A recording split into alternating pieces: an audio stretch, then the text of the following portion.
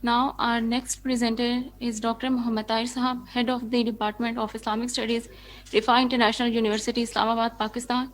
He will present on effective leadership development and Islamic framework for practice in the contemporary world. Please, sir. नहमदुहु व नसल्ली अला रसूलिहिल करीम अम्मा बाद अऊज़ु बिल्लाहि मिनश शैतानिर रजीम बिस्मिल्लाहिर रहमानिर रहीम. This is the last presentation of this session,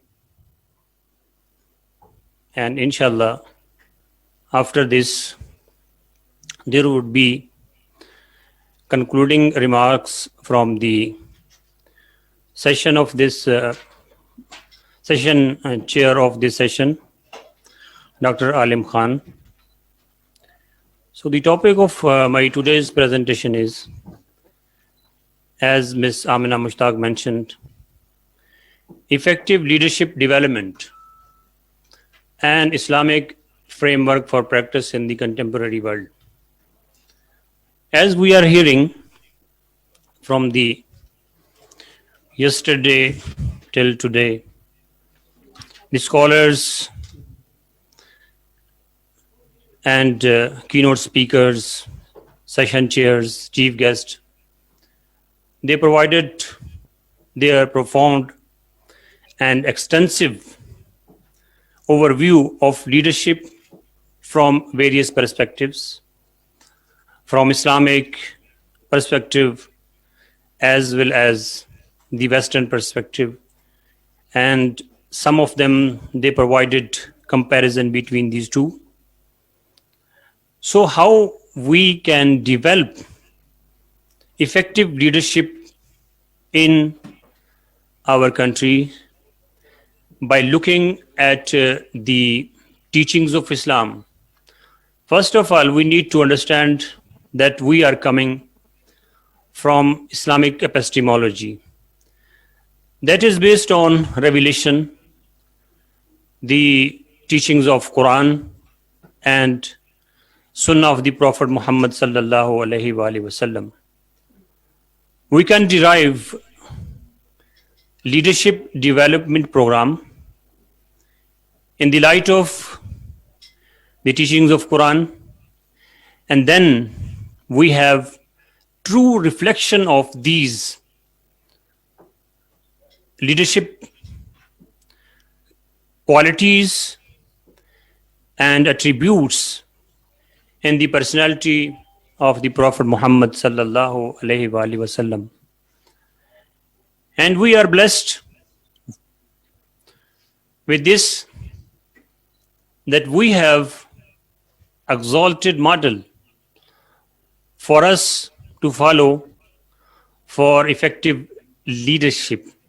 And I think if I say that the entire humanity can get guideline, awareness for their leadership domains from the personality of the Prophet sallallahu alaihi wasallam, they can.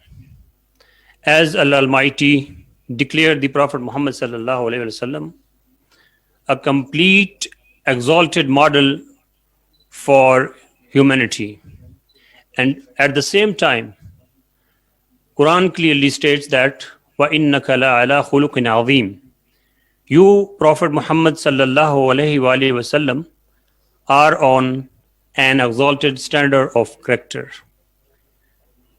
And Prophet sallallahu alaihi wasallam used to speak on the basis of revelation, wahi.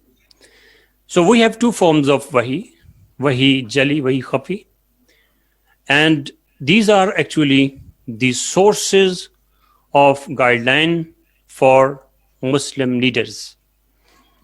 Look, first of all, we will take an overview, conceptual clarification by focusing on what is leadership.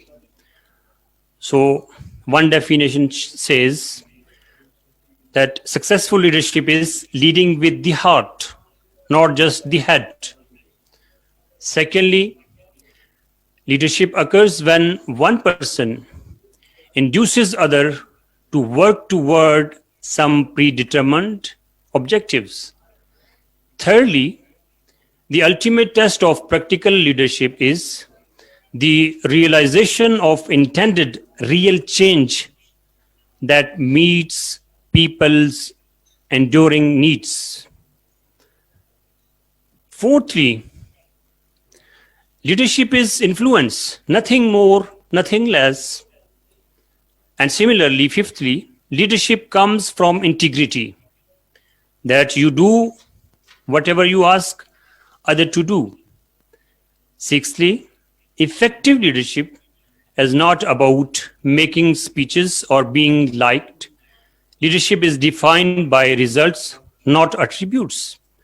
And finally, we have this definition, and that is leadership is a complex moral relationship between people based on trust, obligation, commitment, emotion. If we look at these definitions, they have highlighted one aspect or the other. They cannot come with a standard definition, or they cannot come with a conclusive definition that meets the criteria for universal leadership. And if we look at the personality of the Prophet sallallahu alaihi wasallam, then we can find complete definition and complete model for practice in today's time. Prophet sallallahu alaihi wasallam delivered knowledge that we can say that is Islamic epistemology, that origin, nature is coming from Allah Almighty. At the same time, Prophet sallallahu alaihi wasallam presented practical model. In this regard, we can look at all the aspects of the Prophet sallallahu alaihi wasallam life.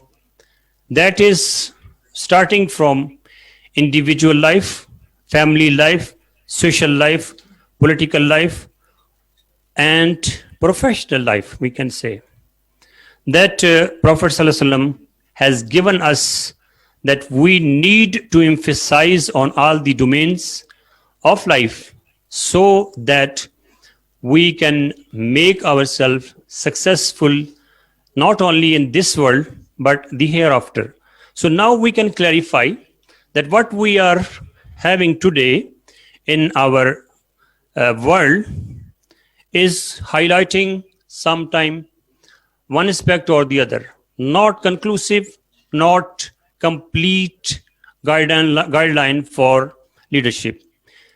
So this is the conceptual clarification about what is leadership. If we look at the second important aspect, and that is who are leaders, okay? We will see that leaders are defined as leaders motivate, a leader is a dealer in hope, leaders make decisions, leadership is doing the right things, leadership coach, good leadership consists of showing average people how to do the work of superior people. Similarly, leaders are confident, leaders influence, leaders innovative, and leaders get results. So these are actually the attributes of leaders that we have in our time. So this is a diagrammatic representation of the previous thing. So here we see that we find one attribute or the other mentioned, but we have not conclusive attributes that are highlighting that these are the leaders. And again, if we look at the personality of the Prophet sallallahu alaihi wasallam, we find the complete example of leaders for today's practice. Thirdly, what are leadership styles? So we need to to conceptually clarify ourselves in this regard as well. So the first one, autocratic, top-down approach. Secondly, participatory. Leaders include followers in decision making and other processes. Thirdly, delegatory. Leaders often share responsibilities with followers. Fourth, charismatic. Leader is well liked by followers and has much influence in the organization. Fifthly, democratic. A leader uses the opinion of majority of the group when making decisions.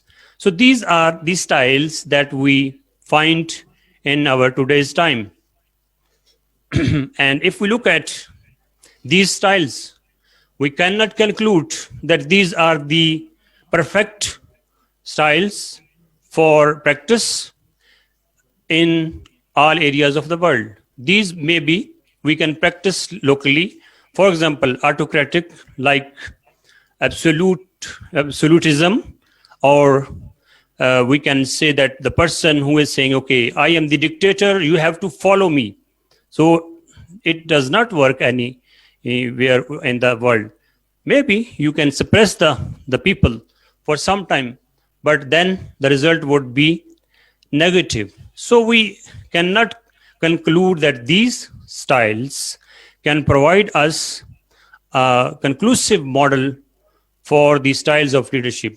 Again, if we look at the personality of the Prophet sallallahu alaihi wasallam, we have all these styles, except this is autocratic, that Prophet sallallahu alaihi wasallam has given a complete model for practice today so that we can make ourselves successful in this regard.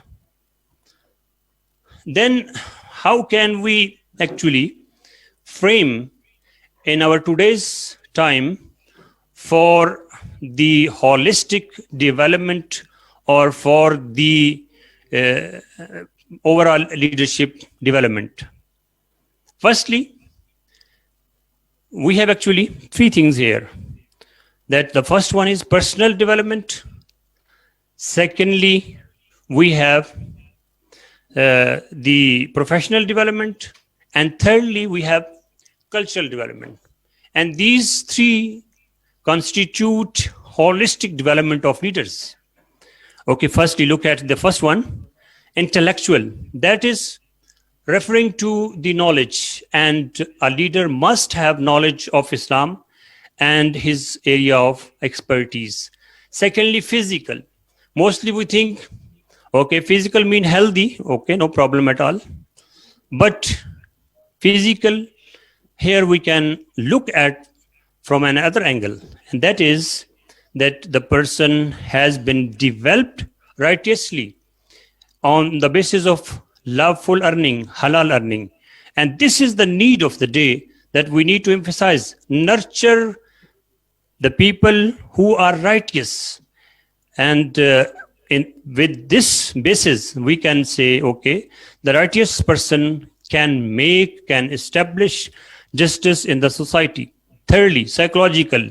If someone is emotionally disturbed, is not psychologically fit, has mental issues, cannot make good decisions. Similarly, we have decision making. So a leader must have decision making power, from where he can get from the personality of the Prophet ﷺ. Conflict resolution, how we can address this. This is very important. Mostly we try to find the solution of our issues and problems, focusing on the knowledge that we have and is rooted into the cultures and civilizations. And based on that, we make our decisions. We cannot actually decide. When we say we are Muslim, then we need to emphasize on Islamic teachings for making decisions and for resolving our conflicts. Similarly, social, a leader, because Islam is social deen, and Islam promote family system, extended family system, And also social settings, Islam emphasizes on all these areas. So he should be, or she should be, developed in such a way that he can deal with people justly and fairly. And ethical development is also important, because if one person is not ethically good, how can he contribute positively? So all these attributes, even you see in Islam, meeting with others with smiling face is charity. And similarly, when a person says Assalamu alaikum, peace be on you, is also charity and will be rewarded for that. So holistic development, that he should be well versed with knowledge. And mostly we think the attributes of believers, Mu'minun, which are mentioned in the Quran in different surahs, Suratul Mu'minun, Suratul Furqan, or other surahs, mostly we think that this is something out of our world, but that is not the case. We need to understand that we are actually believer, and we need to adorn ourselves with these attributes. We must have these attributes.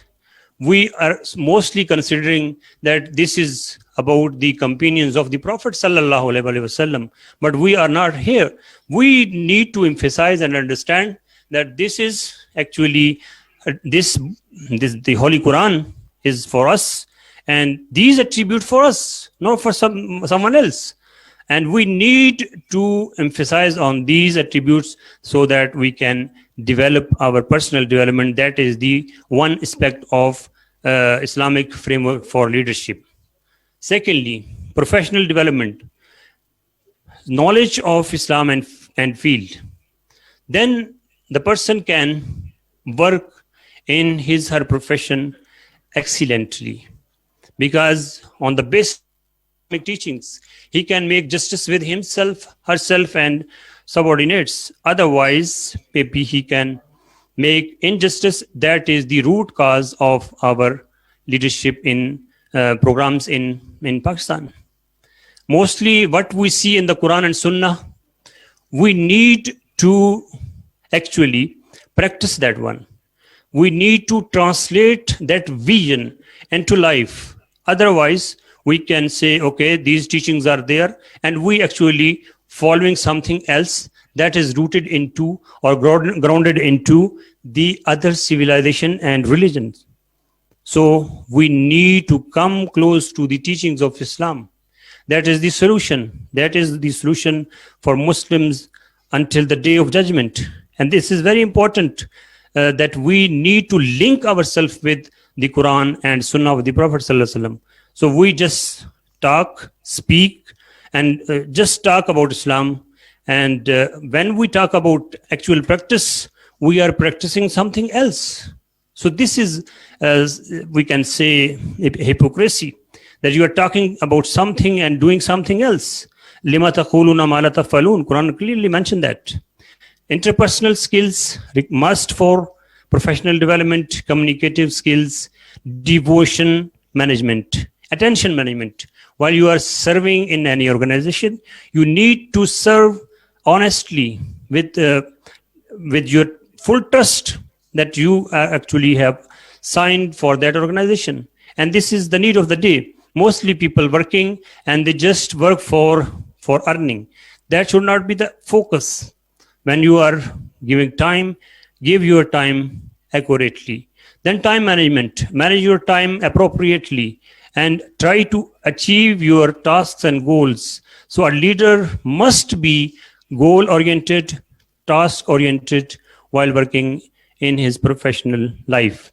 And emotional management, a leader must be humble person, that he can handle all the situations appropriately, adequately. Aggression and anger actually destroy the structure of organizations. So we need to emphasize on this as well. And then cultural development. So in an organization, there should be a culture of justice that can make peace. If we just replace this justice with corruption, we cannot survive. And that is the problem that we are facing in our country. We actually practicing something else and focusing on something else. We need to make justice adl. Adl with respect to your personality, adl with respect to Allah Almighty, adl with respect to the Prophet sallallahu alaihi wasallam, and adl with respect to humanity. We need to emphasize on this, and this is the very core value of a leader. Relationship building, team building, goal setting, decision making again, and creating vision. So a leader must try to create visionary people while working in an organization, any kind of organization. So I just want to talk about the traits of successful leaders. And we need to actually adorn ourselves with these successful traits: self-managing, accountable person, responsible person, an effective communicator, acting strategically, goal setting and achieving, vision for the future, managing complexities, fostering creativity, team building and teamwork, learning agility, that is dealing quickly, creating relationships. And finally, I just want to conclude with this diagram, and that is actually the framework, Islamic framework for effective leadership development, personal development, professional, cultural, and then adorned with the traits of successful leaders.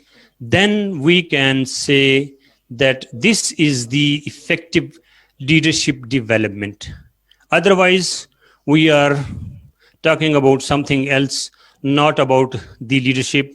And as the scholars in our today's session and the previous day's session highlighted, that the leader should try to translate their vision into reality.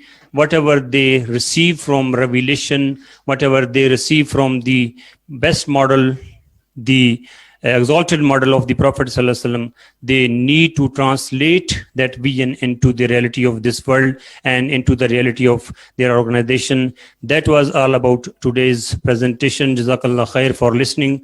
Wa akhiru da'wana anil hamdulillahi rabbil alameen. Wa sallallahu ta'ala ala sayyidina wa maulana Muhammadin wa ala alihi wa sahabihi ajma'in. Jazakumullah khair. So thank you very much. Next I'm going to call upon our best friend, Mr. Alam Khan from Department of Hadith, Faculty of Islamic Studies, Gumshan University, Turkey. The floor is yours, the mic is yours, and we are available for you. Yes, Mr. Alam, Dr. Alam Khan Sahab. Your mic, Dr. Sab, your mic is off, muted. Yes, Unmute the mic. It is working? Yes, thank now you. you are audible. Thank you. Okay, sir. نحمده ونصلي على رسوله الكريم أما بعد فأعوذ بالله من الشيطان الرجيم بسم الله الرحمن الرحيم رب اشرح لي صدري ويسر لي أمري واحلل عقدة من لساني يفقه قولي. Honorable Chief Guest, Professor Dr. Mustafiz Ahmad, Honorable Keynote Speaker, Professor Dr. Saleh Yujal, respectable professors, researchers, presenters, and dear audience, ladies and gentlemen, Assalamu alaikum wa rahmatullahi wa barakatuh. First of all, I congratulate the entire team of this second international conference that they gathered the academicians, professionals, experts, and intellectuals under the umbrella of Islamic perspective on leadership, a framework for practice in the contemporary world, which is one of the contemporary issues and matters of discourse in Western and Islamic scholarship. And thankful to the Department of Islamic Studies for giving me the opportunity of participation and honored me to chair this session. This was the 8th session of the conference for the presentation of English research papers. We had 9 speakers, including the Honorable Chief Guest, keynote speaker, and 7 respectable professors and researchers from different countries. Every presented research paper was full of knowledge and prepared very well. I personally benefited from their valuable works and worthy presentations and took some keynotes that I would like to summarize for our audience, especially for those who joined us late and missed the opportunity of listening to our respectable speakers. The first presentation was of our respectable keynote speaker, Professor Dr. Saleh Ujal, on the subject Prophet Muhammad sallallahu alaihi wasallam and Sayyidhood, leadership and analysis from contemporary outlook. That was based on the famous narration Sayyidul Qawmi Khadimuhum, which is not authentic as he indicated, but recorded by the prominent early muhaddisun like Ibn Mubarak and his compilation Al-Jihad, Abu Abdurrahman As-Sulami and Adab Al-Suhba, and Abu Nu'aym Al-Asbahani in his well-known book Al-Arba'un ala Mazhab al-Mutahaqqiqin min as-Sufiyya, with a tiny variation in wording such as Sayyidul Qawmi fi Safari Khadimuhum, Sayyidul Qawmi Khadimuhum fi Safari, and some of them reported Sayyidul Qawmi Khadimuhum. Professor Dr. Saleh Ujal explained the literary meaning of the mentioned hadith and grammatical usage as well.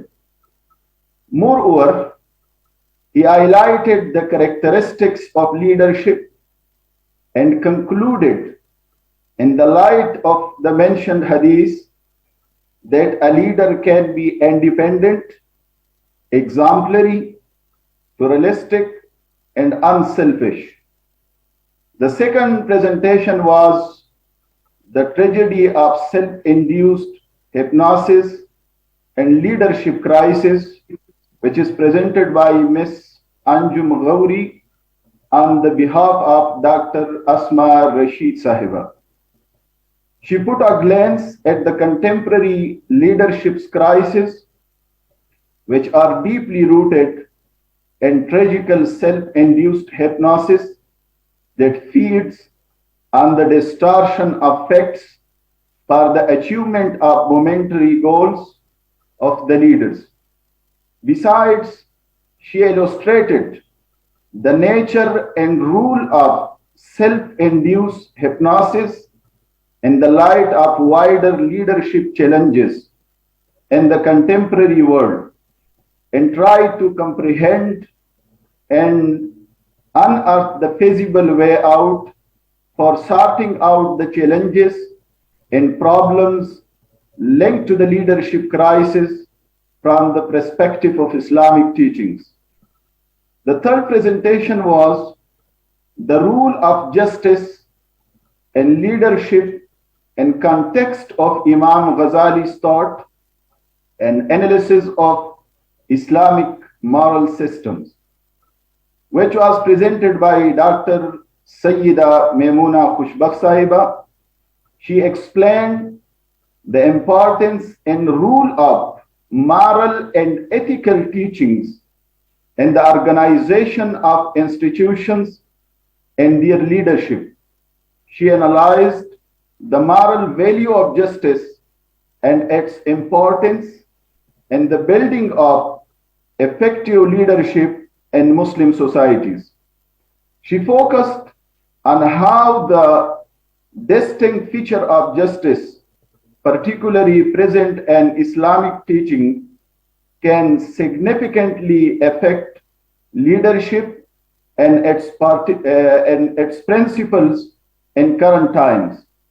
Through an analysis of the prominent Muslim philosopher and famous jurist Imam Ghazali's thoughts on ethical values, specifically justice, she examined how the indulgence of unethical activities and practices can be damaging and lead towards the fall and destruction of any society. She argued that how Imam Ghazali detaches secular thought and upholds religious thought while constructing his leadership-related approach. The fourth presentation was Female Islamic Leadership, Past and Present by Ms. Rabia Ijaz. The main theme of her presentation is that she focused in her presentation on the crucial differences between Muslim female leadership and Islamic scholarship in the time of the Prophet Muhammad and companions and comparisons to the present era. She analyzed the virtual lifestyle of female Islamic influencers which claim to be Islamic scholars to understand their reasons and measure their impact on society. As per Ms. Ijaz Sahiba complaint about the recognition of women's role, there is no doubt that women played an essential role in the educating of Muslim society and in the transmitting of Prophet Sunnah. With great respect, all those narrations that reported by her about Sayyida Aisha, Ummi Salama, Ummi Darda were related to their knowledge and their role in the transmission of prophetic Sunnah and exegesis of the Quran instead of their leadership, which are not contrast and conflict with the well-known authentic hadith that our sister put in question its understanding and her presentation in Muslim world. However, their rule of transmission and distinguished position among the Prophet's companions, successors, and followers are widely accepted by Muslim scholarship in the past and present, like Ibn Hajar al-Asqalani, Imam as-Suyuti, and Ibn Khalikan. Recently, Dr. Akram Nadawi published a lexicon dictionary named Al-Wafa bi Asma'il Nisa, which has 43 volumes and covers 10,000 those muhaddisat who played role in the transmission of Prophet's hadith. The fifth presentation was Contemporary Leadership, Issues Crisis in Muslim States and Societies, Challenges Their Solutions for Islamic Perspective, which was presented by Ms. Samina Batul Shah Sahiba. She highlighted the crisis of leadership in Muslim Ummah, society and states, its problems and solutions for an Islamic perspective. She concluded that one of the most crucial issues of leadership is unawareness of Islamic teachings. If we want to serve the Muslim Ummah, it is necessary to make and assure the teachings of Prophet Muhammad sallallahu alaihi wasallam with its letter and spirit in contemporary circumstances. The sixth presentation was the role of artificial intelligence in the development of leadership skills, which is presented by Mr. Ehsanur Rahman.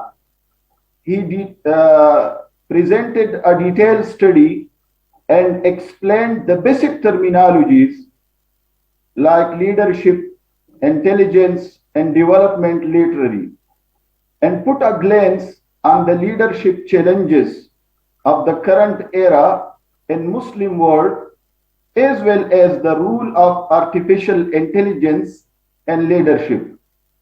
The seventh presentation was the understanding of leadership through the perspective of the West in Islam, and analysis of the women and Islamic values, which was presented by Ms. Fakhra Khan Sahiba.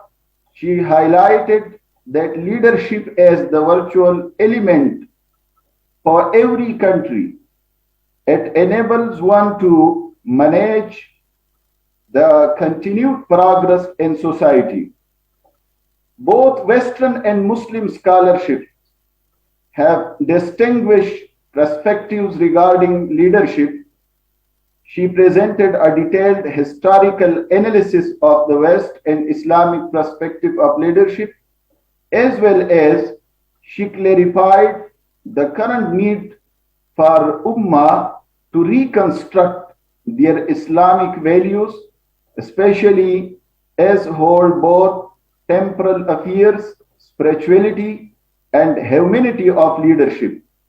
She illustrated that it can be argued that the West leadership divided the individuals and professional life, which is based on worldly affairs, lacking the belief of the hereafter, while Islamic leadership relies on unity of the purposes like admitting Allah's superiority and the Prophet's Sunnah. The eighth and the last presentation was effective leadership, development, and Islamic framework for practice in the contemporary world, which was presented by Dr. Muhammad Tahir. He elaborated the effective leadership development and presented a detailed study about the Islamic framework for practice in the contemporary world.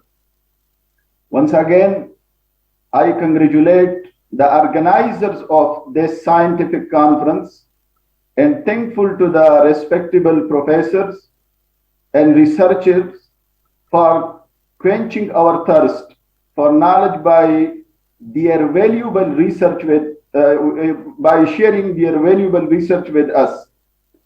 And a bundle of thanks to all participants for listening to me as well. Wa akhiru dawana and alhamdulillahi rabbil alameen.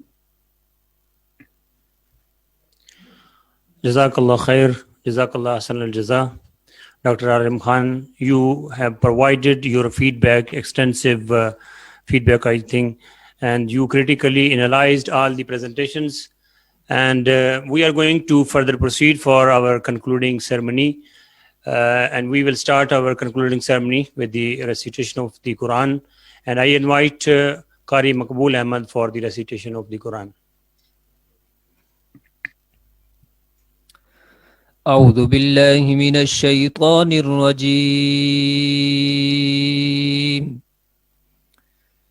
بسم الله الرحمن الرحيم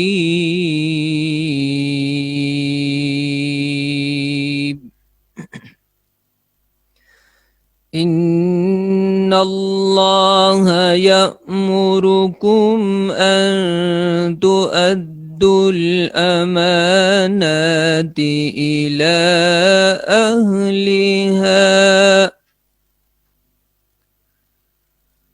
وإذا حكمتم بين الناس أن تحكموا بالعدل إن الله نعم ما يعظكم به إن الله كان سميعا بصيرا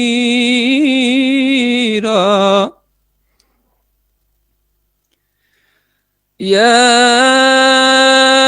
أيها الذين آمنوا أطيعوا الله وأطيعوا الرسول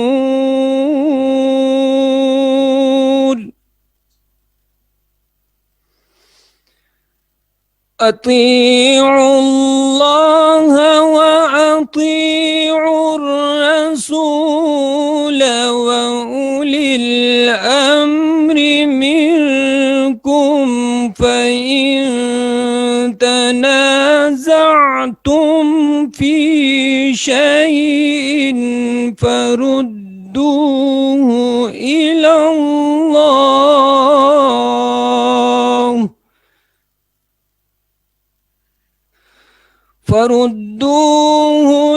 الله والرسول إن كنتم تؤمنون بالله واليوم الآخر ذلك خير وأحسن تأويلا صدق الله العظيم. Jazakallah khair, Qari Maqbool Sahab. Alhamdulillah, we are honored by our chief guest, Professor Dr. Khabar Hayat Sahab, who is with us. And I invite,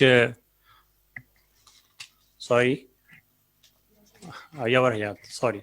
So I invite Yavar Hayat Sahab for the concluding remarks on these 2 days sessions and to give his overview about this conference. Professor Dr. Yavar Hayat Khan, Deputy Vice Chancellor of Rifai University. Bismillahirrahmanirrahim. Assalamu alaikum, all of you. First and the foremost, Jazakallah khair, Dr. Muhammad Tahir Sahab, for your untiring efforts and a superb contribution for organizing such a wonderful event. And it is unique in a way that I have attended many leadership conferences in wherever I've been, nationally and internationally as well, but I'm glad that in this particular conference the focus was the Islamic perspective actually. And this is the perspective which we are actually, I don't know why we are avoiding it. Whenever we go internationally, we are not telling them the actual perspective, which is the Islamic perspective. Nabi Pak Sallallahu Alaihi Wasallam, Prophet Sallallahu Alaihi Wasallam, he gave all these myths and these concepts 1400 years ago. And then the West, they did the research on it, and then they developed frameworks and theories on leadership. But actually it was given by our beloved Prophet Muhammad Sallallahu Alaihi Wasallam 1400 years ago. And that was the concept of basically servant leadership, actual servant leadership. He was a servant to the people who followed him. And also, whenever if you see any aspect of life, whether it's personal, whether it's professional, whether it's strategic, whether it's war, whatever, he was a leader in a true sense, alhamdulillah. And it is now up to us, to his followers, that we should develop a true understanding of this Islamic perspective. MashaAllah, there was, unfortunately, I didn't have time to attend whole of the conference, but I have attended a few sessions and the inaugural session as well. And it was such a rich content and such a thought-provoking, eye-opening content that I'm sure, inshallah ta'ala, that it will help our organization in future as well. And it will help to create, you can say, a framework which will help our future generations to work on it and inshallah ta'ala get benefited. I would also request Dr. Muhammad Tahir Saab that we should continue these efforts, and I think if not once a year, I think once in 2 years we should organize such events, and inshallah ta'ala, if things get better, we will be able to organize and plan it face to face. It will be much better. We'll do networking sessions as well. So overall, it was, again, as I said, it was a wonderful effort. And I was very much impressed by, as the last speaker was saying as well, giving his comments regarding different presentations, and the topics were so nice and very different topics. I mean, before this, I didn't know that artificial intelligence has to play a role in leadership as well. So now I'm sure you all must have learned a lot from this particular conference, and I also look forward to contribute in whatever way possible. Tahir bhai, we should make a platform from where we can launch different leadership courses now. Not only a conference, it is just you can say a starting point. Now we have to take off from here, and we have to organize short courses. We have to organize courses, customized courses for our students especially. And for our students, I think we have to be role models. All the faculty, all the teachers, it is not necessary that chancellor or vice chancellor or executive director, everybody who is in the faculty, he or she is a role model for the students. So if we make dua as well, and if we plan our lives accordingly, that in these leadership roles, which are being given to us as amana, and we have to fulfill them, we have to abide by our responsibilities, especially in the light of the teachings of Nabi Prophet Sallallahu Alaihi Wasallam. So again, I congratulate you, Tahir bhai, for the wonderful effort, and I hope and I pray that whatever we have learned in these 2 days, inshallah ta'ala, if we try to implement these things in our lives, in our personal lives, in our professional lives, inshallah ta'ala, I'm sure they will going to benefit us a lot, inshallah. Jazakallah khair. Assalamu alaikum. Jazakallah khair, Professor Dr. Yavar Hayat, Deputy Vice Chancellor of Rifa International University. We are thankful that he provided an extensive remarks for our conference. And alhamdulillah, this is the second international conference we are conducting in December. The last December, we conducted a conference on teaching methodologies and trends. And this is the second one that we are conducting. And inshallah, I hope that with your help, inshallah, we will conduct the third one. And we'll try to conduct on campus if possible. Some of the recommendations of the conference I would like to share very quickly before concluding. The first recommendation is Muslim Ummah leadership should be trained with managerial skills for mitigating the consequences and aftershocks of the global pandemic and universal disasters. Their future foresighting and predicting skills of unexpected global economic, political, or social depression or retrogression should be developed to protect the Ummah from intolerable loss and damage. Leadership selection and election should be based on qualification of both physical and intellectual qualities. Shura-based and democratic leadership is needed to be developed on the pattern of Uswa Nabi, the model of the Prophet ﷺ, the rightly guided caliphs. Muslim leadership must be innovative in decision making for social innovation. Social media in Muslim countries may be reorganized on the new patterns to meet the socio-economic and political needs of 21st century. Muslim leadership should not consume the resources of future generation and has to be contentions, but has to search new avenue of new resources. Muslim leadership has to enforce equality, justice, parity among all the human beings, and to ensure socio-economic justice. We are thankful to all the presenters from the first session to the 8th session of this conference. And I just would like to mention again that in this conference, research scholars from 14 countries contributed, and Alhamdulillah, 63 presenters presented their Islamic insights on Islamic leadership concept. And I hope that, inshallah, in the future, they will also join us when we will conduct the next conference in the next year. Thank you all. Thank you so much, all the presenters, keynote speakers, and guest speakers, session chairs. I especially want to thank to our IT department, our marketing department, similarly RIMS, and media science. They also supported us, and the other people who have actually made their tireless effort for this successful event. And I hope, inshallah, they will inshallah be productive in the next, because we have some of the issues and we will try to address them, and so that we can make the best event not only for our institution but also for other organizations in Pakistan, and also finally for Muslim Ummah. Jazakumullah khair. Wa akhiru dawana anil hamdulillahi rabbil alameen.